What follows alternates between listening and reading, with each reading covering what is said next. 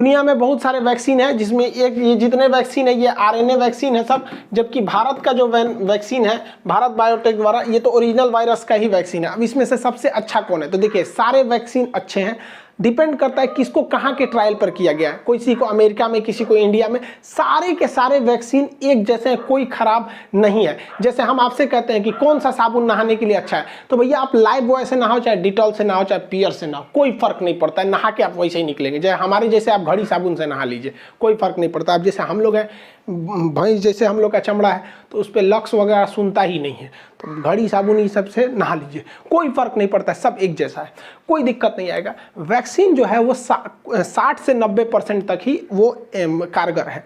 लेकिन फ़ायदा क्या होगा? ऐसा नहीं है कि जिसे वैक्सीन लग गया उसे कोरोना नहीं होगा, होगा, उसको भी हो सकता है, बहुत कम चांस है। और अगर होगा भी ना तो वो घर पे ही ठीक हो जाएगा, मरेगा नहीं वो। सबसे बड़ा फायदा यही है वैक्सीन का, उसे दोबारा कोरोना हो जाएगा बट मरेगा नहीं।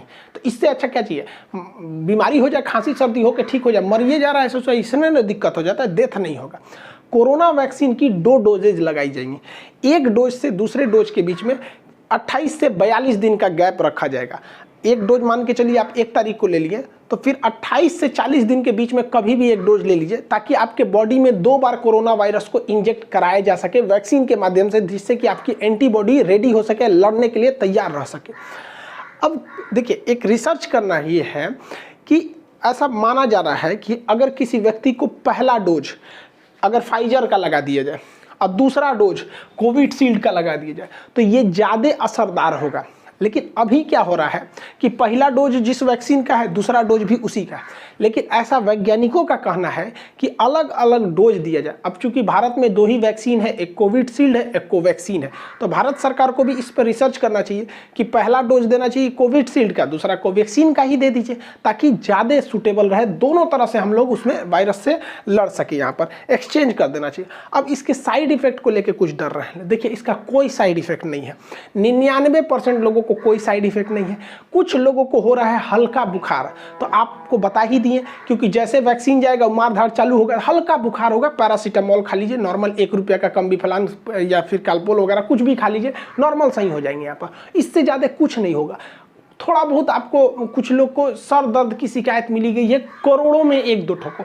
अरे यार, तो जो सर दर्द और बुखार नहीं झेल सकता है ससुरा, तो नहीं तो तू जी कह रहा है ससुरा, ओकरा से डर रहा है। यहाँ पे कोरोना से नहीं डर रहा है, डर रहा है कि वैक्सीन लगाएंगे तो बुखार हो।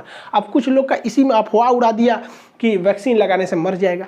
भाई देखो, किसी को कोरोना वायरस हो गया है, अब वो आज ही इन्फेक्टेड हुआ है तो उसको लक्षण तो आज नहीं दिखेगा, और आज ही अगर जाके वो वैक्सीन लगा ले और 1 हफ्ता बाद, वैक्सीन तुरंत तो काम नहीं करेगा 1 ही डोज पे, और 1 हफ्ता बाद वो कोरोना से मर जाएगा, तो लोग उसे ये नहीं कहेंगे कि कोरोना से मरा है, लोग अफवाह उड़ा देंगे सोच रहा कि वो वैक्सीने से मरा है। ऐसा कोई नहीं है। 1-2 साक्ष्य हैं, तो आप बताओ ना, 8 करोड़ लोग को वैक्सीन लगा है, उसमें 50-60 लोग की डेथ हो गई, तो इससे ज़्यादा खतरा तो हम लोग को सड़क पे चलने पे रहता है, वहाँ एक्सीडेंट की संभावना ज़्यादा है। तो वैक्सीन से कोई खतरा नहीं। आप अपने उम्र के दायरे में आइए, वैक्सीन लगाइए।